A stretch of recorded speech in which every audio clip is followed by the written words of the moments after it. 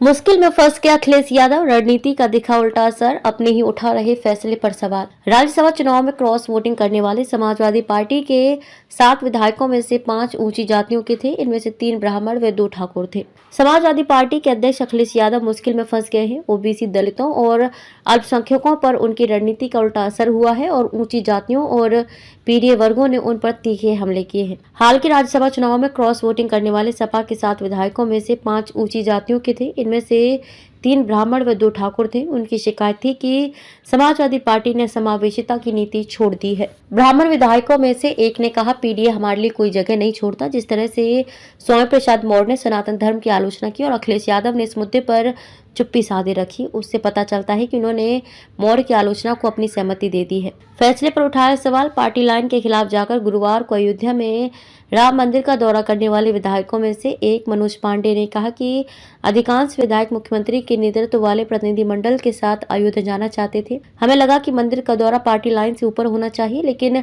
हमारे नेताओं ने न जाने का फैसला किया और हमें इसका पालन करना पड़ा। ऊंची जाति के विधायकों के साथ ही ओबीसी नेता भी पीडीए के फॉर्मूले पर सवाल उठा रहे हैं। पार्टी विधायक पल्लवी पटेल ने राज्यसभा के लिए उम्मीदवारों के चयन की आलोचना की और कहा कि जया बच्चन और आलोक रंजन जैसे उम्मीदवारों के चयन में पीडीए कहाँ है। बाद में वे मान गए, लेकिन उन्होंने अपना वोट दलित रामजी लाल सुमन को दिया। लग रहे तमाम आरोप। स्वामी प्रसाद मौर्य ने सपा छोड़ने के बाद भी कहा कि सपा सही मायनों में पीडीए का पालन नहीं कर रही है। उन्होंने कहा कि अखिलेश समाजवाद और धर्मनिरपेक्षता के रास्ते से भटक गए हैं। सपा के पूर्व सहयोगी सुबह सपा के अध्यक्ष ओम प्रकाश राजभर बार बार अखिलेश की आलोचना करते रहे हैं और उन पर पीडीए के फॉर्मूले को महज नारे के रूप में इस्तेमाल करने का आरोप लगाते रहे हैं।